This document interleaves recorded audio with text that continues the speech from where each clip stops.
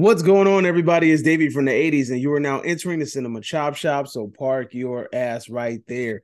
And while you're there, don't forget to hit the like, the share, the subscribe button. Also, if you check the link below, you see a Patreon account. If you click it, you can become a member. All you got to do is try to recommend movies and music and trailers for me to react to, so click the link. Now, with that being said, we are here today to review or to recap Your Honor, the season finale or the finish of the damn show. I don't know. Episode 10, season 2, or if you like to call it episode 20, season 2. However it is, we gonna get to it. So I'm gonna be honest with you, and I'm gonna just say this off top, and I just want to open up with this. This does not feel like the end. Although Bryan Cranston has specifically stated a billion times that this is the end and that this show is not going to go any further, I'm not buying it. The way that this show ended, it really makes you feel like there's something more over the rainbow, if you catch my drift. Anyway, so the one flaw about this episode is it really felt kind of rushed. It really felt like they needed to hurry up and hit every single point real quick in order to finish it out. And I don't like that. I kind of felt the same way with the last season. It really felt like it needed like 5 more episodes of fleshing out before it ended. And then it felt like it ended abruptly. And the same thing happened here. It really felt like it ended abruptly. Now, did they do it? Did they finish it? And they kind of dot the I's? Yeah, of course, we got the answers that we wanted. But at the end of the day, me personally, I feel like I would have liked a little bit more fleshing out, a little bit more drawn out. And it really felt like things were just happening specifically for convenience purposes. But the thing is that even though that these things that happen specifically for convenience, they're opening up other doors and other gateways in order to keep the story going. So it's kind of strange that this show is ending and it's supposed to be a closing of everything, but it seems like it's opening more doors than it is closing. Also, it becomes very predictable after a while, but we'll get to that in a minute. So the episode opens up with the Eugene Jones trial. We're just trying to find a way to get this boy free because at the end of the day, he's just kind of like a victim of circumstances. It's the judge's fault. He's kind of set forth the motion, and it was a domino effect, and everything after that happened was because of the judge. So it really feels like Eugene just needed a break, man. What happened to his family? What happened to his brother? What happened to everybody? He just needs a break, right? And he gets it. Now, the way that it's done, super clever, right? The way that the doors are opened up, the way that even though Michael, he obviously hits the stand and he fingers Eugene as a witness, as the person, as the man who shot his son Adam. So we're sitting there thinking to ourselves, damn, like he had an opportunity to kind of like rectify the situation and he chose not to do it. He didn't finger him as the suspect that, as the one that he basically, I thought he was going to try to find a way not to say like, plead the fifth. He was going to say that maybe he didn't see it. It was foggy. He was breathing on a glass and it became foggy. He couldn't see. That's what I thought he was going to go to. But, he actually told the truth and said, you know what? I seen him. But at the same way, he started to leave little breadcrumbs here and there, here and there, here and there in order to open up more questions to be asked, right? And he knew that the judge wasn't going to allow I forgot the lawyer girl's name. He wasn't going to allow her to ask him certain questions that were outside of the day that his son was shot. So he decided to drop little breadcrumbs in order to allow her to ask more questions, in order for him to kind of like open up and talk a little bit more about other things, right? And if those doors open up, then hey, it's fair game, right? So afterwards, he's Eugene's gaining the sympathy of the jurors. He's making everybody feel some type of way. And I'm gonna get there, but I felt some type of way about this too. He made the jurors feel some type of way. We are invested in this trial, 100% invested in the trial. And then we turn around and he says he wants to hit the stand. He wants to give his side of the story. He wants to talk. And then we have this beautiful moment where he says, stop saying the mother and the daughter. I want you to say her name. I want you to say my brothers and my sisters' names. They all had names. Stop saying that they're just You know, you're making it just seems like they're just bodies, you know, like they're not really people. They have names, right? And you can tell that this hit with the audience, this hit with the jury. So I'm sitting there thinking to myself, okay, all right, he's getting it. He's getting it. All he needs is one juror to kind of flip, and we good. All you need, that black lady, the black lady right there. She's the mother. I'm pretty sure she gonna flip. It's okay. Like this is, you know, we good. We good. I'm thinking like, you know, this is what it's gonna be. So what ends up happening is Michael ends up saying, he gives the lawyer girl a tip. He goes, hey, you know, I want you to go inside the files as public record. And she's over here like, I don't want to hear anything you got to say. He's like, shut up, motherfucker. I got something to say. And he tells her, he gives her some game. And we obviously don't hear it because it's supposed to be a shocker to us. And I'm so glad that they did this. I'm glad that you see him talking with her and doing his hand gestures or whatever. And we're not able to hear what he's saying because the next thing that he says is a banger, right? And I didn't expect it, to be honest with you. I'm sitting there thinking like, what the hell is he talking about? Like, what can he possibly be telling her about him going into the room? Like, I don't understand what this is going to do, how this is going to help his case. But then he drops the bombshell on him. He says, she goes, well, why have you guys, he go through the little transcripts. Boy says they've been drinking pickle juice and eating hot fries, which sounds fucking disgusting. And they're like, why didn't you cook? He's like, because we didn't have any gas. And it was just that moment where everybody was like, oh shit, you didn't have no gas, huh? Right? And that shit blew the lid off of everything. That opened up the can of worms for the Baxter family. That opened up the can of worms for everybody. And now that I just said that out loud, I just thought about something. But I'm going to get to that at the end. It's regarding Jimmy Baxter. Hopefully I remember. Anyway, so we also have this segue too where where Michael's giving his he's talking, and throughout the course of the trial, I know I jumped around a little bit.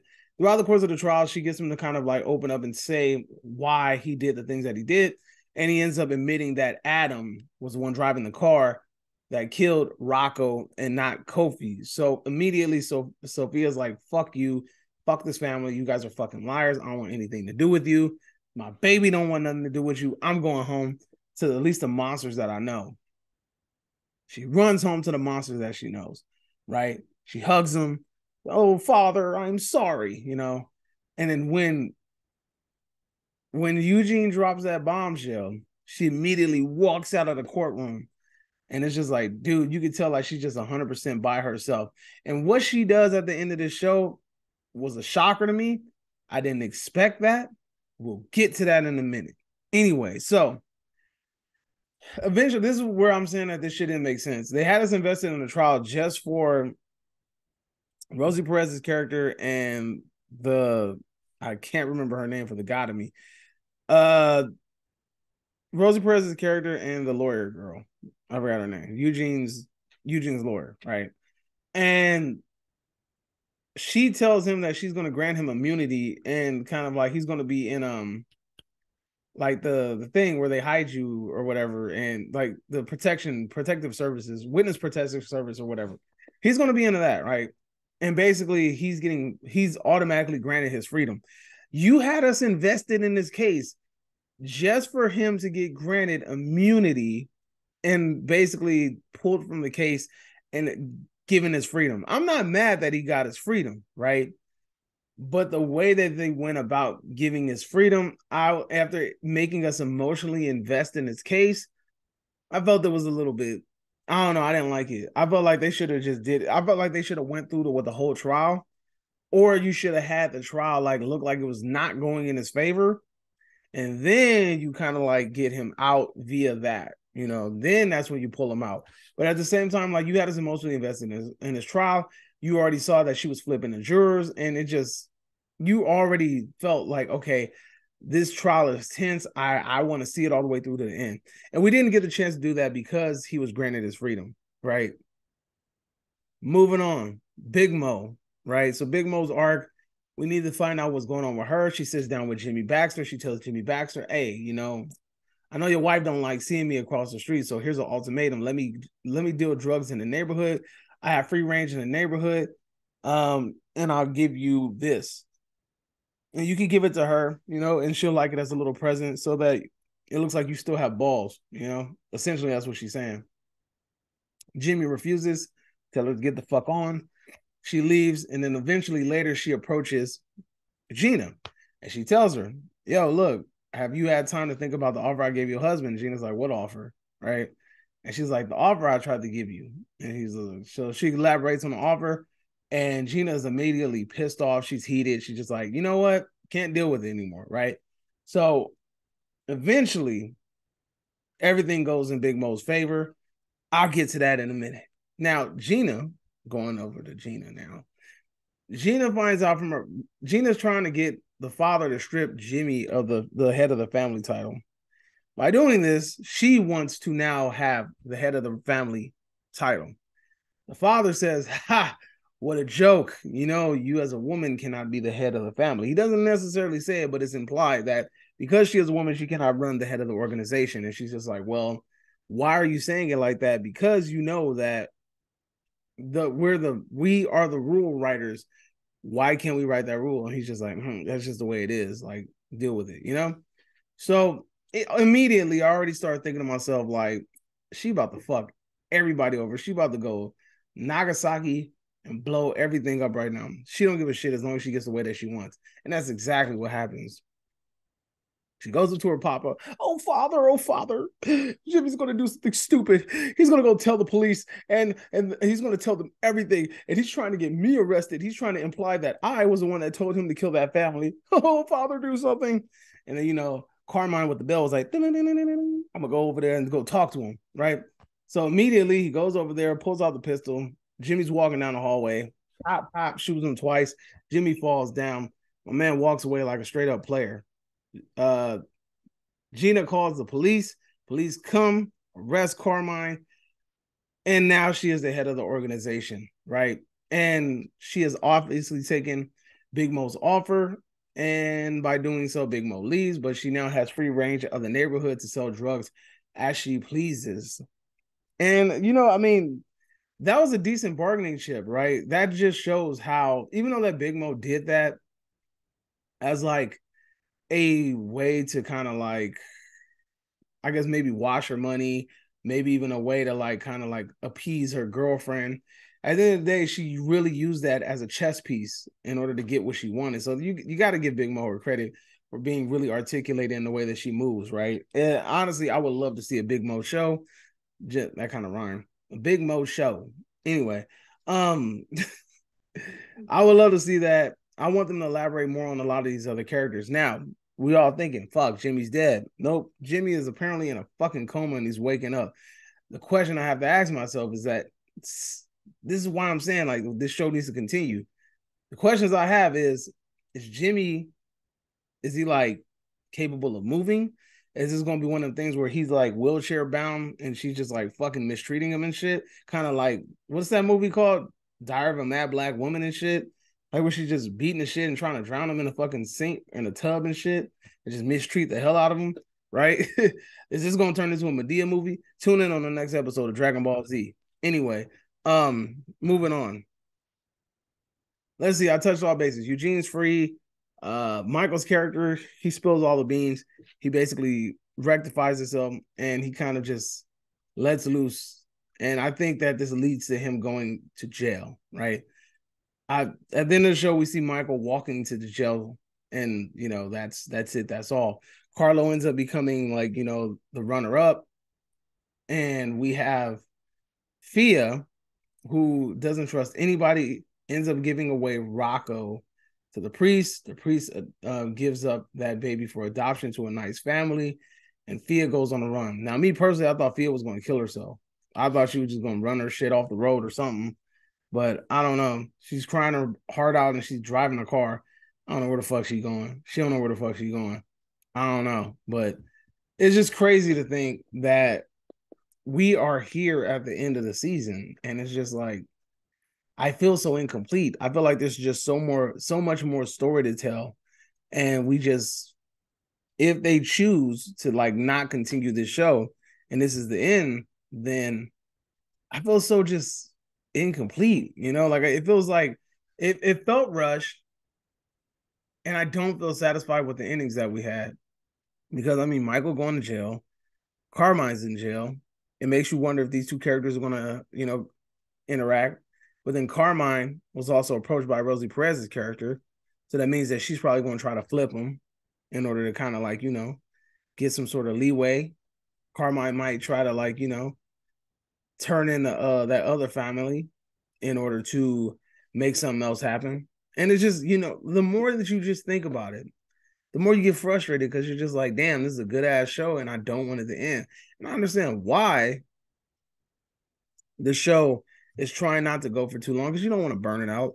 But at the same time, you decided to come back for a season 2. You decided to come back for a season 2, that you need to make sure that the stories are fully told and everything, all the I's and everything is dotted on the way out. This didn't feel like they dotted all the I's on the way out. It just really felt like there was some unfinished business just lingering. And if we got to get a spinoff show, then just fuck it. We're going to get a spinoff show. It's cool. But at the same time, I predicted the shit out of Gina doing that and trying to be and becoming the head of the family, right? So it was only right, I already knew that I thought Jimmy was dead. I ain't even gonna lie to you. I thought he was kaput. I knew Michael was gonna end up going back to jail. And all these things are just, these things are just way too predictable, right? But it was done in such a manner. But I will have to say one more thing before we go. That Make It Rain song at the end, I'm not talking about fucking Lil Wayne. That Make It